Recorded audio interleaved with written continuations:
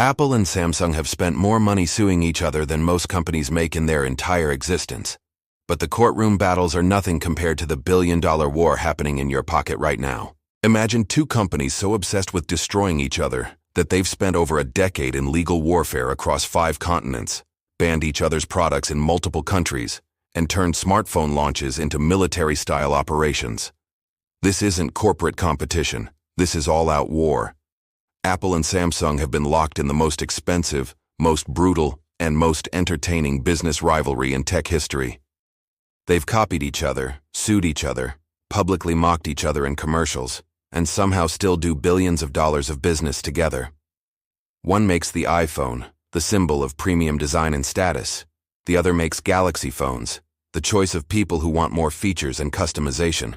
Together, they control over half of the global smartphone market. But here's what makes this fascinating. Samsung actually makes many of the components inside the iPhone, including the screen and processor. So Apple's biggest enemy is also one of its most important suppliers. In this video, we're going to break down how this war started, the billion-dollar lawsuits that shocked the tech world, the dirty tactics both sides used, and how this rivalry changed the entire smartphone industry forever. Let's go back to where this all began. In 2007, Steve Jobs walked onto a stage and introduced the iPhone. That moment changed everything. Before the iPhone, phones had physical keyboards, tiny screens, and were mostly used for calls and texts. The iPhone had a large touchscreen, no keyboard, and could browse the real internet, play music, and run apps. It was revolutionary. Samsung was watching. At the time, Samsung was already a massive electronics company making TVs, memory chips, and yes, phones. But their phones weren't anything special. They made basic flip phones and some early smartphones that ran on Windows Mobile or their own operating systems. Nothing that came close to the iPhone. The iPhone was initially exclusive to AT&T in the United States, which meant millions of people on other carriers couldn't get one, even if they wanted to. That created an opening. In 2009, Samsung was working with Google on Android phones. Android was Google's answer to the iPhone, an open-source operating system that any manufacturer could use. In 2010, Samsung launched the Galaxy S, and it looked familiar. Really familiar. It had a large touchscreen, a similar grid of app icons, rounded corners, and a design that was clearly inspired by the iPhone. Samsung would say they were just following modern smartphone design trends. Apple would say Samsung blatantly copied them. The Galaxy S was a hit. It had features the iPhone didn't have, like a larger screen, removable battery, expandable storage with SD cards, and more customization options. Android appealed to people who wanted choice and control over their devices. For the first time, there was a real competitor to the iPhone. Steve Jobs was furious. He felt betrayed because Samsung was actually manufacturing components for the iPhone. Apple bought billions of dollars worth of chips, screens, and other parts from Samsung, and now Samsung was using that money to compete directly against them. Jobs reportedly told his biographer Walter Isaacson that he believed Android was a stolen product, and he was willing to go thermonuclear war to destroy it. Samsung was at the top of his target list. In April 2011, Apple fired the first shot. They sued Samsung in federal court in California, claiming Samsung had copied the iPhone's design, the iPad's design, and various features protected by Apple's patents. The lawsuit included side-by-side photos of iPhones next to Samsung phones, iPads next to Samsung tablets. The similarities were striking. Apple was seeking billions in damages and wanted Samsung's products banned from sale. Samsung hit back immediately. They countersued Apple in South Korea, Japan, and Germany, claiming Apple was violating Samsung's patents on wireless communication technology. See, Samsung held thousands of patents on fundamental technologies that make smartphones work, things like 3G and 4G connectivity. If you wanted to make a smartphone, you probably needed to license patents from Samsung, and just like that, the war was on. Over the next few years, Apple and Samsung would file over 50 lawsuits against each other in more than a dozen countries. They fought in the United States, South Korea, Japan, Germany, the Netherlands, the UK, France, Italy, Spain, and Australia. The legal fees alone ran into hundreds of millions of dollars. The biggest battle happened in California in 2012. It was called the trial of the century for the tech industry. Apple claimed Samsung had violated their patents on things like the iPhone's rectangular shape with rounded corners, the grid of app icons, the pinch-to-zoom gesture, and the bounce-back effect when you scroll to the bottom of a page. Samsung argued that these were obvious features, not innovations that deserved patent protection. Rectangles with rounded corners? That's just basic design. Grids of icons? That's how you organize things on a screen. They said Apple was trying to monopolize basic smartphone features that everyone should be free to use. The trial lasted 4 weeks and was absolutely brutal. Both sides brought in expert witnesses, engineers, designers, and corporate executives. They showed internal Samsung documents where executives discussed the iPhone and ways to match its features. They showed design mock-ups and prototypes. The jury saw emails, presentations, and comparative analyses. Apple's lawyers showed a document where a Samsung executive had done a detailed comparison between the iPhone and Samsung's phones, listing over 100 features where Samsung fell short. The document was titled Influential Product iPhone, and it suggested ways Samsung could match Apple's design and user experience. To the jury, this looked like a smoking gun. Samsung was literally using the iPhone as a blueprint. Samsung argued that competition naturally involves learning from rivals. Every company looks at what competitors are doing. That's how markets work. They pointed out that Apple itself had borrowed ideas from others. The touchscreen smartphone concept wasn't invented by Apple. Neither was mobile apps or mobile internet. Innovation builds on what came before, but the jury sided with Apple. In August 2012, they awarded Apple over $1 billion in damages. They found Samsung had willfully copied Apple's designs and features. It was a massive victory for Apple and sent shockwaves through the tech industry. The message was clear. If you copy Apple too closely, it will cost you. Except Samsung wasn't done. They appealed the verdict. Over the next several years, the case bounced through appeals courts. The damage amount was reduced, then increased, then reduced again. Different judges disagreed about which patents were valid and what Samsung had actually violated. By 2018, after 7 years of legal fighting, the case was finally settled. The terms weren't disclosed, but estimates suggested Samsung paid Apple somewhere between $500 million and $1 billion. But here's the crazy part. While all this legal warfare was happening, both companies kept making money hand over fist. Samsung's Galaxy line became hugely successful. The Galaxy S3, released in 2012, sold over 70 million units. The Galaxy S4 sold over 80 million. These weren't just competing with the iPhone, they were outselling it in many markets. Samsung also went bigger, literally. In 2011, they introduced the Galaxy Note with a 5.3-inch screen. People said it was way too big. They called it a phablet, a phone-tablet hybrid that looked ridiculous. But consumers loved it. The big screen was great for watching videos, browsing the web, and being productive. Apple insisted that smaller phones were better because you could use them with one hand. But the market spoke. People wanted bigger screens. Eventually, Apple followed Samsung's lead. In 2014, 3 years after the Galaxy Note, Apple released the iPhone 6 Plus with a 5.5-inch screen. They'd resisted for years, but Samsung had proven that big screens sell. It was ironic. Apple sued Samsung for copying them, but then Apple copied Samsung's big screen strategy. The competition pushed both companies to innovate faster. Samsung added features like water resistance, wireless charging, and stylus support years before Apple did. Apple focused on making their ecosystem seamless, with tight integration between iPhone, iPad, Mac, and Apple Watch. They emphasized privacy and security as selling points. The marketing war was just as entertaining as the legal battles. Samsung ran commercials that brutally mocked Apple and iPhone users. One famous ad showed people waiting in line for the new iPhone while a Samsung user walked by with a Galaxy phone that could do way more. The people in line looked like sheep following a trend.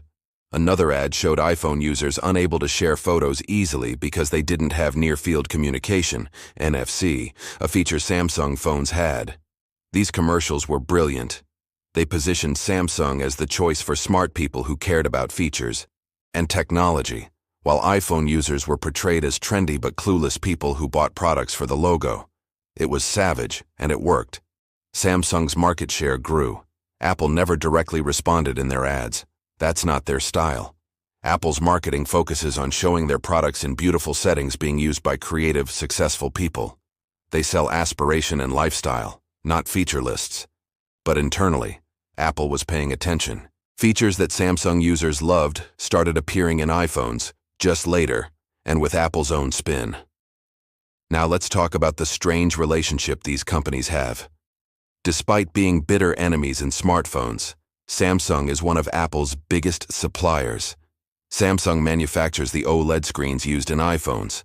They make NAND flash memory chips that store your photos and apps. For years, they made the A-series processors that power iPhones, though Apple has since moved that production to TSMC. This creates a weird dynamic. Apple relies on Samsung for critical components, which means they can't completely cut ties, no matter how much they fight. And Samsung makes billions of dollars selling components to Apple, money they use to fund development of products that compete with Apple. They're enemies and partners at the same time. There have been reports of tension in this relationship. Apple allegedly tried to reduce their dependence on Samsung by finding alternative suppliers wherever possible. Samsung allegedly used their position as a supplier to get early insight into Apple's technology roadmap, though both companies deny this. The smartphone war wasn't just about phones. It extended to tablets, smartwatches, and wireless earbuds. When Apple introduced the iPad, Samsung responded with Galaxy Tab tablets. When Apple launched the Apple Watch, Samsung already had Galaxy Watch devices. When Apple released AirPods, Samsung released Galaxy Buds. Every product Apple made, Samsung had an answer for. The rivalry also played out in retail. Apple has beautiful stores with glass facades, wooden tables, and helpful staff in blue shirts. These stores are destinations where people come to experience products. Samsung opened their own flagship stores in major cities, with similar designs featuring bright spaces, product displays, and hands-on demos. Again, Samsung was following Apple's playbook. By the mid-2010s, the smartphone market had essentially become a two-horse race. Apple and Samsung together controlled over 50% of global smartphone sales and took almost all the profits. Companies like HTC, LG, Sony, and Motorola struggled to compete. Even Google, which makes Android, couldn't gain significant market share with its own Pixel phones. In some ways, Apple and Samsung needed each other. Their rivalry drove innovation and kept both companies sharp. Without Samsung pushing boundaries with features, Apple might have become complacent. Without Apple setting the standard for design and user experience, Samsung might not have elevated their products. The competition also benefited consumers. Smartphone technology advanced incredibly fast during this period. Screens got bigger and sharper, cameras got better and added multiple lenses, batteries lasted longer, phones got waterproof, wireless charging became standard, fingerprint sensors and face recognition added security.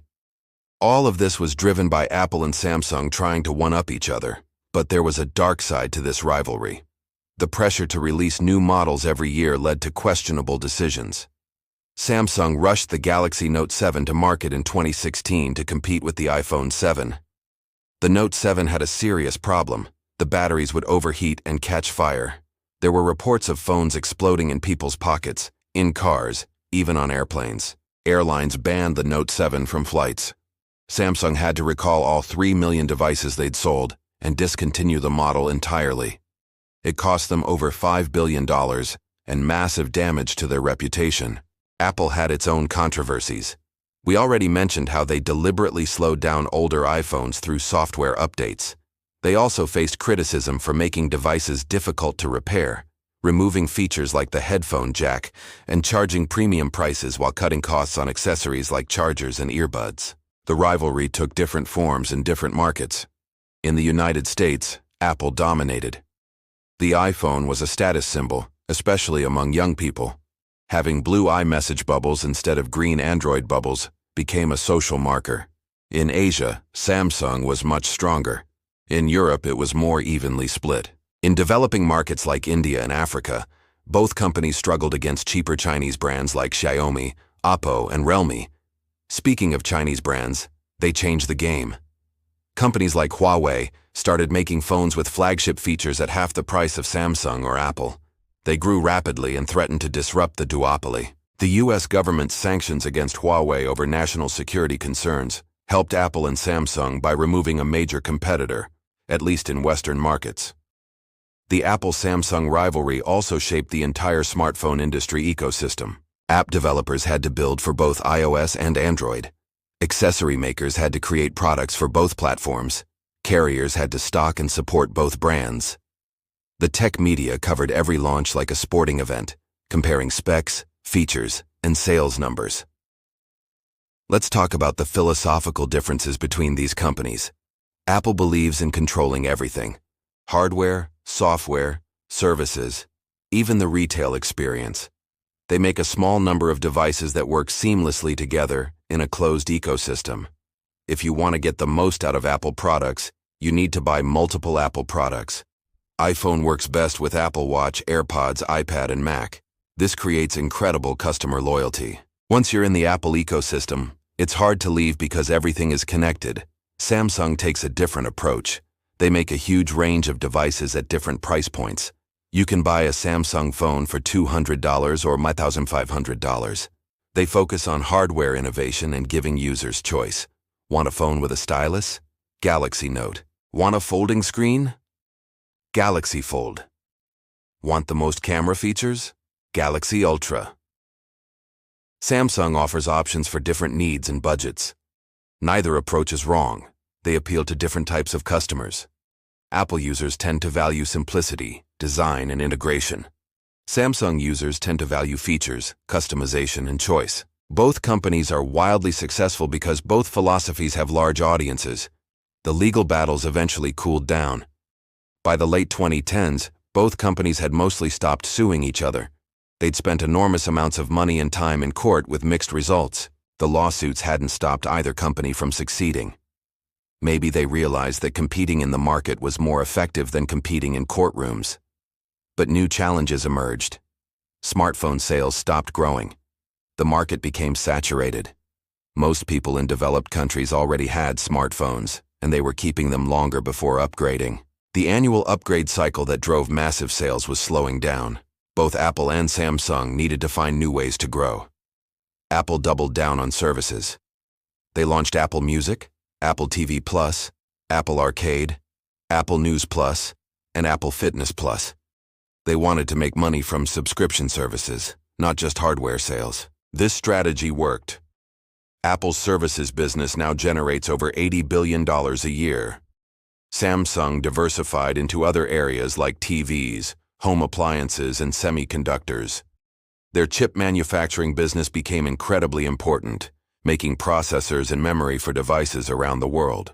They also invested heavily in foldable phones, trying to create a new category before Apple entered it. The foldable phone race is the latest chapter in the rivalry. Samsung released the Galaxy Fold in 2019, creating a phone that opens into a tablet-sized screen. It was expensive, fragile, and had problems at launch, but Samsung persisted. They've since released multiple generations of foldable phones that are more durable and refined. They're betting foldables are the future. Apple hasn't released a foldable phone yet. They're watching, researching, and waiting. That's typical Apple strategy. They're not usually first, but when they enter a category, they try to perfect it. Apple released the Apple Watch years after Android smartwatches existed, but it became the best-selling smartwatch in the world. They'll likely do the same with foldables if they decide the technology is ready. The rivalry has also shifted to new battlegrounds. Artificial intelligence is becoming crucial. Apple emphasizes on-device AI that protects privacy. Samsung partners with Google and uses cloud-based AI for more powerful features.